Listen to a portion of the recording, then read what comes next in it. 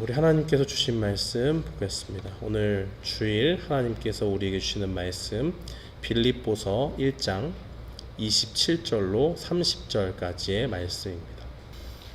하나님께서 오늘 우리에게 주시는 말씀 빌립보서 1장 27절로 30절까지의 말씀입니다. 우리 다 찾으신 줄 알고 함께 봉독하겠습니다. 오직 너희는 그리스도의 복음에 합당하게 생활하라. 이는 내가 너희에게 가보나 떠나 있으나 너희가 한 마음으로 서서 한 뜻으로 복음의 신앙을 위하여 협력하는 것과 무슨 일에든지 대적하는 자들 때문에 두려워하지 아니하는 이 일을 듣고자 함이라. 이것이 그들에게는 멸망의 증거요 너희에게는 구원의 증거니 이는 하나님께로부터 난 것이라. 그리스도를 위하여 너희에게 은혜를 주신 것은 다만 그를 믿을 뿐 아니라 또한 그를 위하여 고난도 받게 하려 하심이라. 너희에게도 그와 같은 싸움이 있으니 너희가 내 안에서 본 바요 이제도 내 안에서 듣는 바라. 아멘. 저는 본문 말씀 빌립보서 1장 27절로 30절 말씀을 통해서 복음에 합당한 삶이라는 제목으로 주의 말씀을 선포하겠습니다. 우리 지난 7월 30일 주지사 JB 프리츠커 일리노이 주지사시죠. 주지사가 코로나 바이러스로 인해서 복원 계획이 주 전역에서 후퇴할 수 있다라고 그렇게 밝힌 적이 있습니다.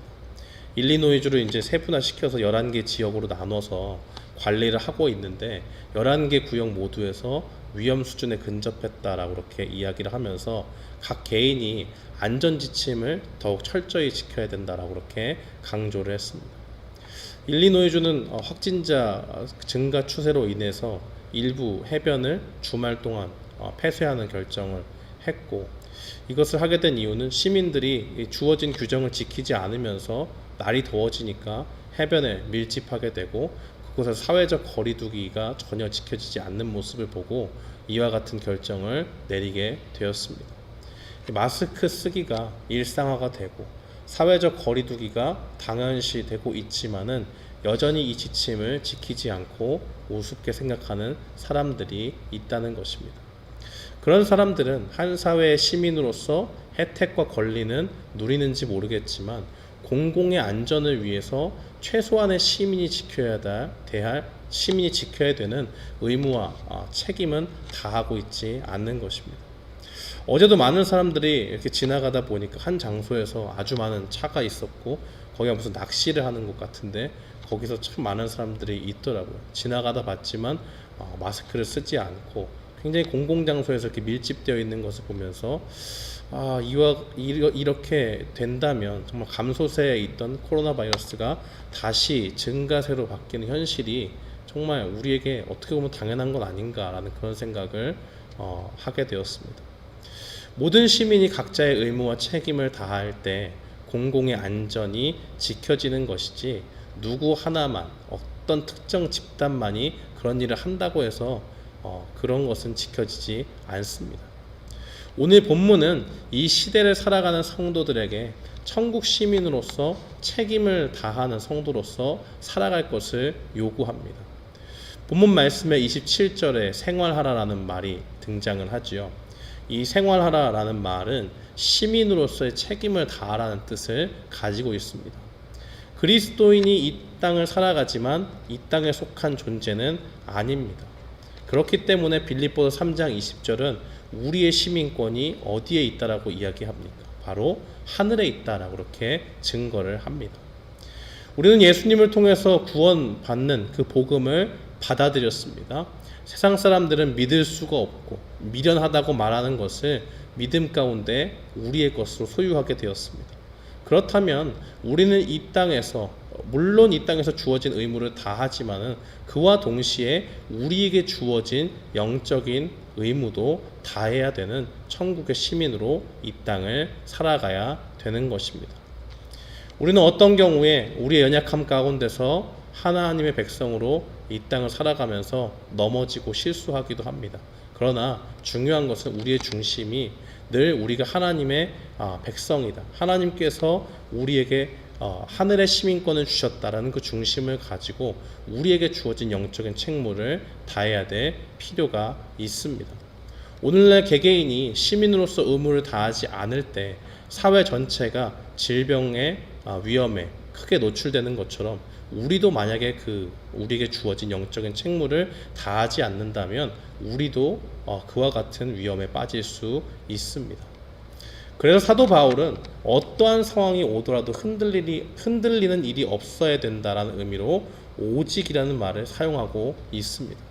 상황과 환경이 녹록치 않은 것을 잘 알지만은 그러한 힘든 상황이 온다고 할지라도 절대로 너희가 하늘의 시민이라는 것을 잊어서는 안 되고 그 믿음을 잃어버려서는 안 된다라고 그렇게 증거하는 것입니다.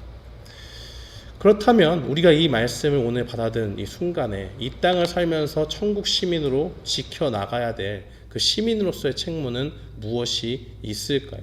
무엇이 예수 그리스도의 그 복음을 들고 합당하게 생활하는 그러한 삶이 되겠습니까?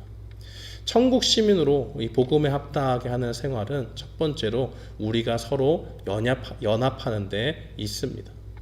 27절 하반절 말씀을 보면 너희가 한 마음으로 서서 한 뜻으로 복음의 신앙을 위해서 협력하는 것과라고 그렇게 증거합니다. 바울은 감옥 생활을 하면서 현재 빌립보 교인들과 떨어져 있는 상태에 있습니다. 오직 편지로만 소식을 주고받는 상태입니다. 이 상태에서 빌립보 교인들에게 하나됨을 강조하고 있는 것입니다. 빌립보 교인들이 바울이 함께 했을 때는 그에게 직접 하나님의 말씀을 듣고 배웠습니다. 그들에게 바울은 정말 좋은 스승이 되었고 하나님의 마음으로 성도를 가르치는 정말 누구보다 훌륭한 사역자였습니다. 그러나 지금은 그런 현실이 다가올 수가 없습니다. 바울은 아직 살지 죽을지 알지 못하는 판결 전에 억류당해 있는 죄인으로 감옥에 있는 것입니다.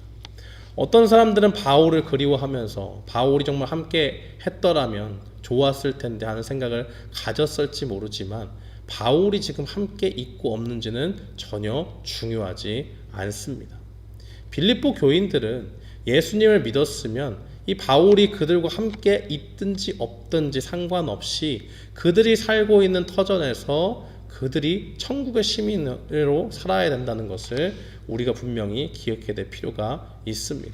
그래서 바울이 그들에게 말하는 것입니다. 내가 너희와 함께 있든 없든 상관없이 너희에게 듣고 싶은 소식이 있다라고 그렇게 이야기합니다. 그러면서 두 가지를 이야기하고 첫 번째가 바로 연합에 관한 내용입니다. 바울은 말합니다. 내가 너희와 함께 있었기 때문에 내 눈치를 보면서 협력하지 않으면 뭔가 조금 혼날 수도 있고 정말 어쩔 수 없이 바울이라는 스승 밑에서 하나님의 말씀을 배우면서 우리가 서로 협력해야 된다라고 그렇게 이야기하니까 어쩔 수 없이 협력하고 하나가 되는 것, 그런 자세를 너희가 가지고 있었다면 나는 그런 협력을, 그런 하나됨을 원치 않는다라고 그렇게 말하는 것입니다.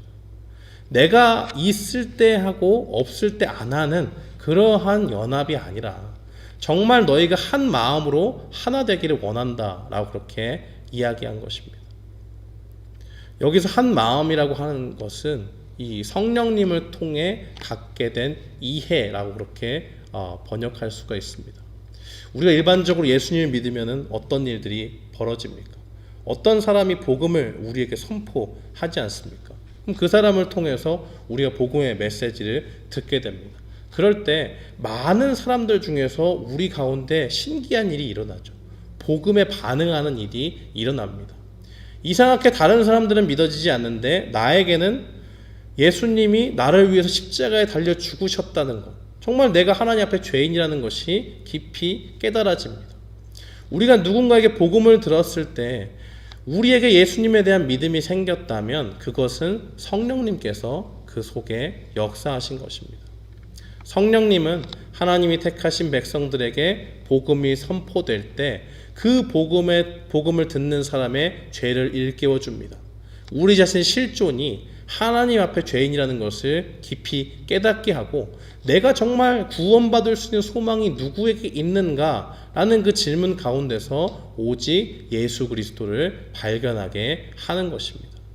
예수님 외에는 다른 구원 얻을 길이 없다라는 것을 믿음 가운데 받게 되는 것입니다. 이렇게 성령의 역사로 우리에게 예수님이 필요하다고 하는 것을 깨닫게 된다면 이 사실은 인종에 상관이 없습니다. 지역에 상관이 없습니다. 시대가 상관이 없습니다. 그 모든 것을 막론하고 정말 변할 수 없는 절대적인 진리가 바로 예수 그리스도께서 우리에게 필요하다는 사실이고, 성령 안에서 거듭난 성도들이 동일하게 고백하는 믿음이 바로 이것입니다. 성도들이란 바로 이 진리를 깨달은 사람들입니다.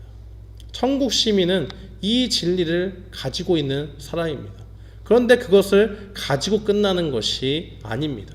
주님 안에서 정말 우리 주님을 구주로 깨달았다면, 우리 인생의 주인이 하나님이라고 그렇게 고백하게 되었다면 그들에게 필요한 것은 무엇입니까? 그들이 온전히 하나로 연합해야 된다는 사실입니다.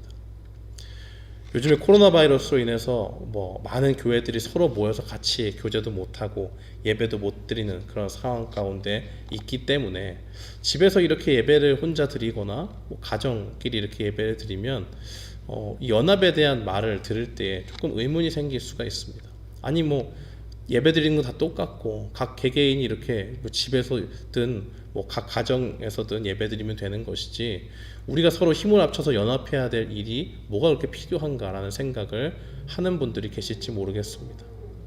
그러나 하나님께서는 우리가 연합하는 것을 기뻐한다고 분명히 말씀하셨습니다.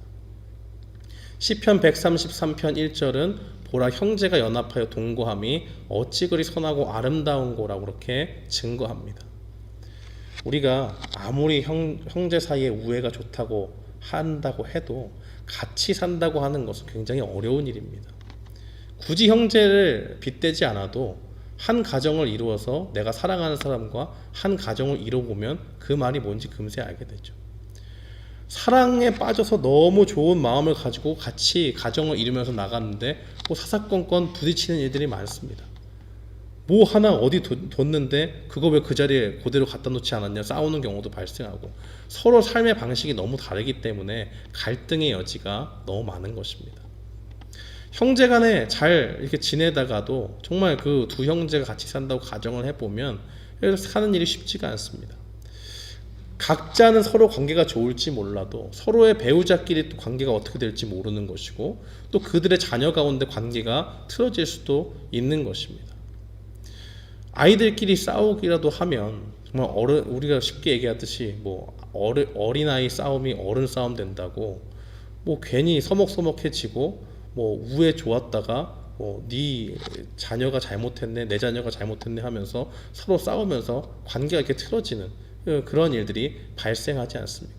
연합이라는 것은 이렇게 굉장히 어렵고 그 안에 갈등을 해결해야 되는 굉장히 큰 딜레마가 있는 일입니다. 이런 위험에도 불구하고 함께 연합하는 모습이 하나님은 보시기에 참 아름다웠다고 그렇게 말씀합니다. 연합을 하면서 갈등의 순간들이 얼마나 많이 있겠습니까? 그러나 그 과정 중에 그 연합을 깨지 않고 계속적으로 나아간다고 생각을 해보십시오. 그러면 단순히 보고 저 사람들은 관계가 좋으니까 저렇게 지내나 보다 할 수도 있지만, 상당히 많은 부분에서는 굉장한 희생이 그 안에 포함되어져 있습니다.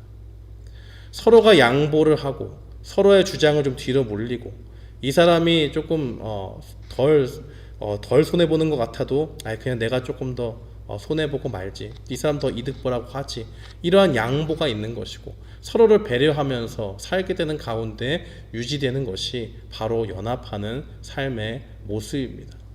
하나님의 성도들의 삶이 바로 이러한 모습이 되어야 되고, 이렇게 살 때 하나님의 그 백성들이 연합하는 그 삶을 하나님께서는 참 보시기 좋다고 그렇게 말씀하는 겁니다. 시편 기자와 바울뿐만이 아니라 우리 주님께서도 이 연합의 중요성에 대해서 말씀하셨습니다. 이 땅에 계실 때 요한복음 17장에 보면 예수님이 기도를 하시는데 우리가 세상에 속한 사람들이 아니다라는 것을 말씀하시면서 요한복음 17장 23절에 이렇게 말씀하십니다. 곧 내가 그들 안에 있고 아버지께서 내 안에 계시어 그들로 온전함을 이루어 하나가 되게 하려 함은 아버지께서 나를 보내신 것과 또 나를 사랑하심 같이 그들도 사랑하신 것을 세상으로 알게 하려 함이로소이다라고 그렇게 증거합니다. 뭐가 말이 조금 복잡한 것 같은데, 성부 하나님께서 우리를 구원하실 구원의 계획을 세우셨습니다. 그럼 그 구원의 계획을 실제로 실천하러 오신 분은 성자 하나님이십니다. 예수 그리스도를 말씀하시죠. 예수님이 우리를 위해서 십자가에 달려 돌아가시고 그 구원의 큰 계획을 이루시기 위해서 고난을 감수하면서 십자가에 달려 돌아가셨습니다. 그러면 그 주님을 믿게 된 사람들에게는 성령 하나님께서 그 구원의 사역을 온전히 이루시기 위해서 그 속에 역사하셔서 믿음을 주시고, 점점 이 땅을 살아가는 동안 우리가 예수님을 닮아가도록 우리 안에 역사하셔서 그 구원의 사역을 이뤄나가시는 것을 보게 됩니다. 삼위일체 하나님은 이 구원 사역 가운데 함께 연합하고 계시다는 것을 볼 수가 있지요.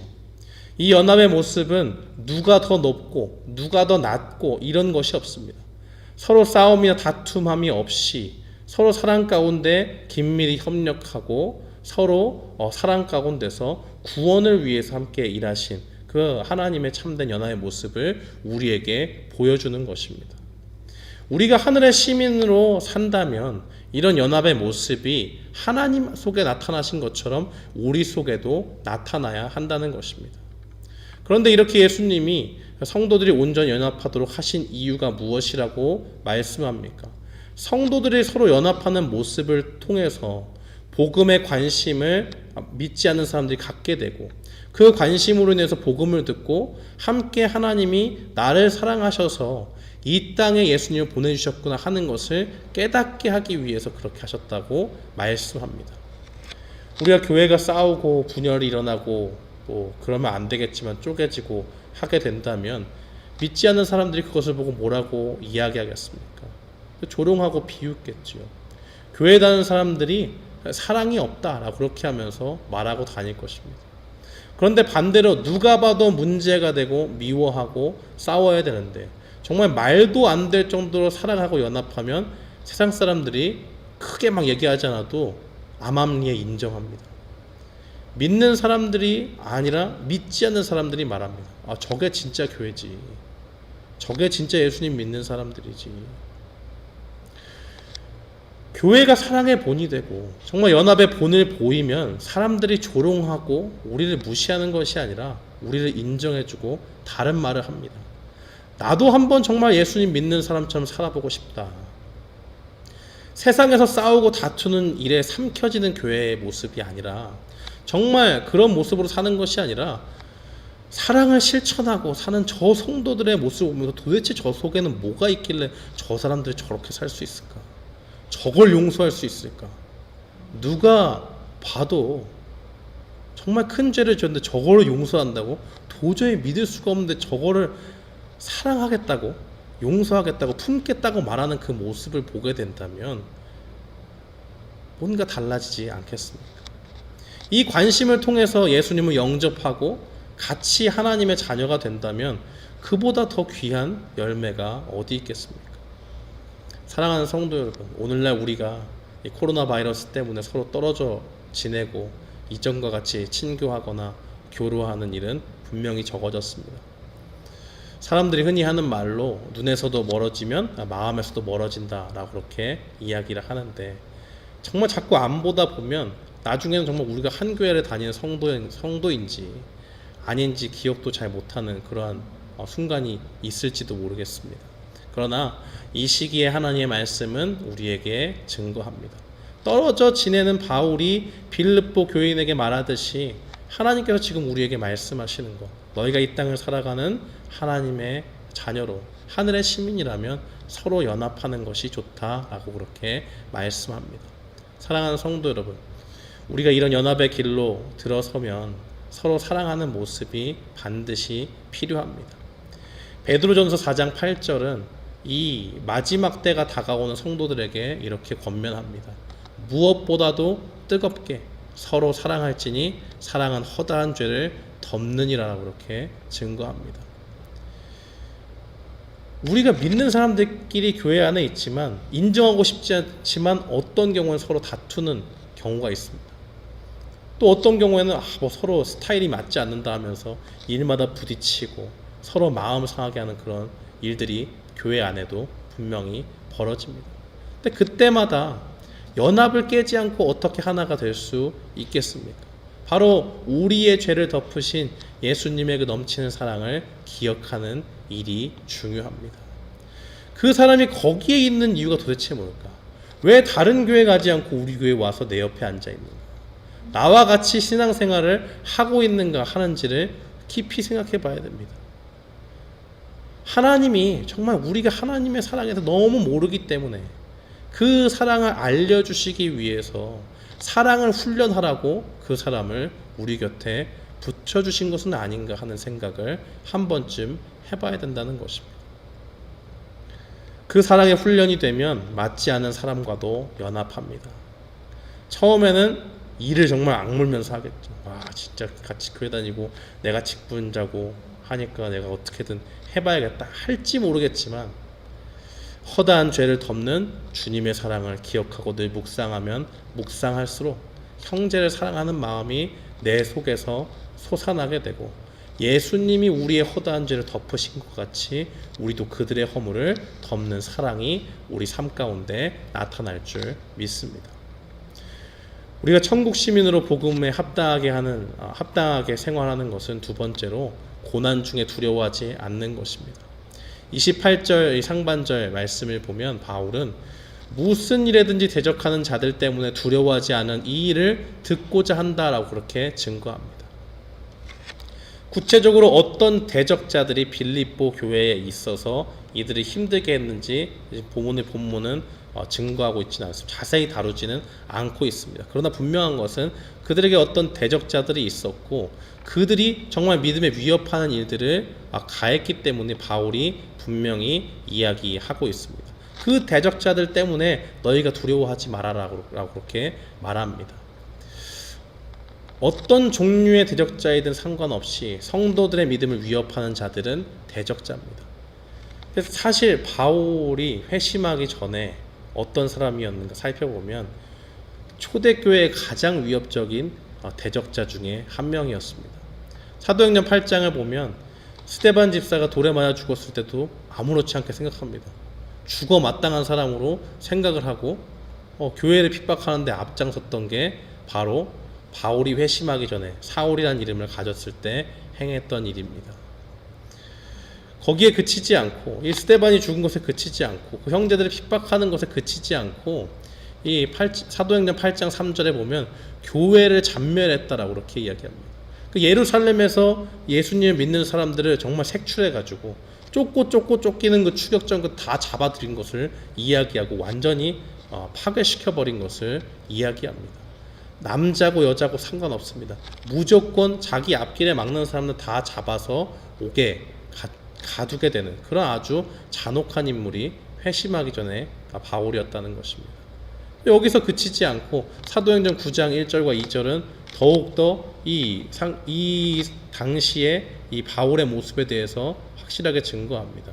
얼마나 그리스도인을 미워하는 대적자였는지 주의 제자들에 대하여 여전히 위협과 살기가 등등하여 예루살렘에 있는 교회들을 잔멸을 했는데 거기로도 만족이 안 돼요. 그러니까 핍박을 받고 흩어진 자들을 잡기 위해서 그들을 정말 죽일 목적을 가지고 그 유대인들에게 가서 합법적인 그 유대교의 지위를 가지고 파워를 가지고 공문을 받아 가지고 이제 모든 예수 그리스도를 믿는 사람들을 다 잡아 쳐넣을 목적을 가지고 아주 혈기왕성하게 살기를 띠면서 그 대적자로서 적극적인 일을 열심히 했던 회심 전의 바울의 모습을 볼 수가 있습니다.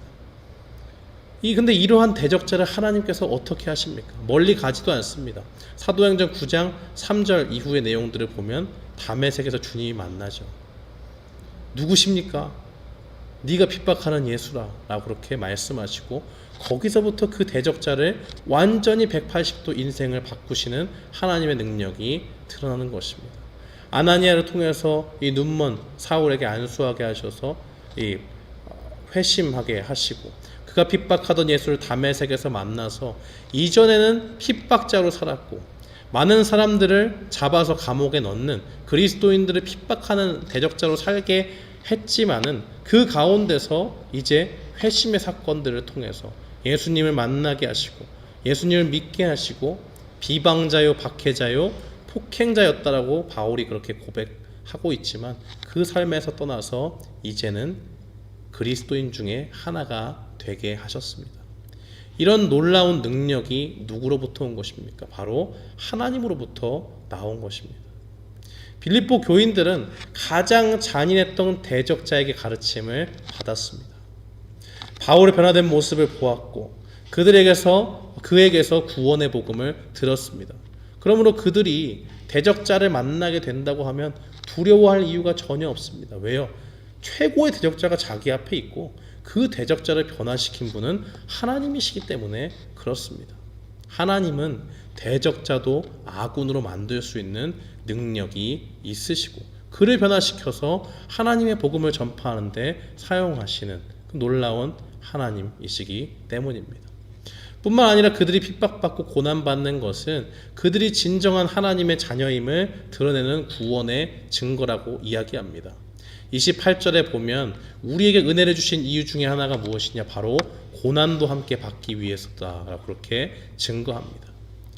예수님은 영광 가운데 부활하시기 전에 우리를 위해서 십자가에서 고초를 당하시고 매도 맞으시면서 고난을 감당하셨던 것을 보게 됩니다. 이 예수님을 따르는 주의 백성들이라면 우리가 이 땅을 살아갈 때 마땅히 고난을 감내하며 살아야 된다는 것입니다. 로마서 8장 17절은 이렇게 증거합니다. 자녀이면 또한 상속자 곧 하나님의 상속자요 그리스도와 함께한 상속자니 우리가 그와 함께 영광을 받기 위하여 고난도 함께 받아야 할 것이니라고 그렇게 증거합니다. 우리가 구원의 은혜 가운데 천국으로 들어갈 때는 장차 예수님과 같이 예수님의 그 변화된 모습으로 부활 이후에 그 제자들이 만났던 그 부활체의 모습으로 우리가 똑같이 변화가 되고 이제는 희미하게 알았던 예수 그리스도를 그 천국에 들어가면 완전히 가까이서 보면서 하나님을 알아가는 그러한 귀한 영광 가운데 나아갑니다. 그러나 이러한 영광의 순간이 있기까지 이 땅에서의 삶은 계속됩니다. 이 땅에서의 삶은 광야가도 같습니다. 고난이 끊임없는 삶입니다. 그 가운데서 우리 성도들은 믿음을 지키며 살아야 하는 것입니다. 천국의 시민으로서 이 땅을 살면 우리는 많은 믿음의 시련을 겪습니다. 우리에게 주어진 최고의 대적자는 누구입니까? 바로 사탄이죠. 사탄은 하나님을 위해서 열심을 내었던 것조차도 변질시키고 우리에게 믿음의 시험으로 그렇게 바꿔 나갈 수 있는 능력을 가진 악독한 존재입니다. 우리가 하나님 앞에 하나님께서 주신 재물이 많아서 하나님 앞에 헌금을 많이 합니다. 그러나 어느 순간에 어려운 순간이 다가오면 그걸 아쉽게 만들어요. 내가 그때 하나님 앞에 헌금 많이 하지 않고 이것을 쟁겨놨다가 지금 이 어려운 시기를 위해서 내가 그것을 좀 쌓아놨다면 이런 어려움이 없었을 텐데 내가 왜 도대체 그렇게 했을까라는 그런 후회를 하게 만듭니다. 하나님을 위해서 청년의 때 열심히 주님의 교회를 섬기고 하나님의 일들을 감당합니다. 그것이 얼마나 귀한지 하나님께서 정말 그것이 하나님께서 정말 기뻐하시는 삶이 바로 그러한 청년의 때의 모습이죠. 그러나 그때 주변에 있는 사람들은 어떻게 이야기합니까? 야, 네가 지금 이럴 때가 아니라 공부를 한 자 더 해서 다른 사람들 봐봐라 교회 안 가고 열심히 공부하고 지식을 쌓고 스펙을 쌓고 하는데 다른 사람들 뒤처지게 지금 뭐 하는 거냐? 교회에 가서 뭐 예배 한번 참석하고 이게 뭐 큰 대수냐라고 그렇게 세상 사람들이 이야기하지 않습니까? 사탄이 바로 그러한 일들을 통해서 역사하는 것이죠. 이 사탄이라고 하는 존재가 바로 그렇습니다. 마귀는 우리를 대적하는 실체요, 우리가 하나님을 제대로 믿지 못하도록 만드는 하나님을 거스르는 자입니다. 그러나 하나님께서는 말씀하시기를 이 땅에 예수 그리스도께서 오신 그 목적이 무엇이냐? 바로 이 마귀의 일을 멸하려 오셨다라고 그렇게 증거합니다. 사랑하는 성도 여러분, 우리는 분명히 기억해야 됩니다. 이 땅을 살아갈 때에 믿음을 지키고 살아간다는 것은 쉽지 않습니다. 그러나 분명히 기억해야 되는 건 요한복음 16장 33절에 세상에서는 너희가 환난을 당하나 담대하라 내가 세상을 이기었노라 라고 예수님께서 말씀하십니다. 우리가 그 승리하신 주님을 바라보며 나아갈 때에 이 땅에서 겪는 고난은 아무것도 아닌 것이 되고, 우리가 정말 장차받을 그 영광에 비하면 이러한 고난들은 모두 이겨나갈 수 있는 그러한 것이 됩니다. 사랑하는 성도 여러분, 오늘 말씀을 맺겠습니다. 하늘의 시민으로 이 땅에 살아가는 것은 우리가 믿음으로 연합하고 고난을 두려워하지 않는 것입니다. 이 사실을 기억하면서 형제를 사랑하는 가운데 연합에 힘을 쓰고, 고난 가운데서 건지신 이미 승리하신 그 예수 그리스도를 바라보며 이 땅 가운데 살아가는 복음에 합당한 삶을 사는 우리 모두가 되기를 주님의 이름으로 축원합니다. 아멘.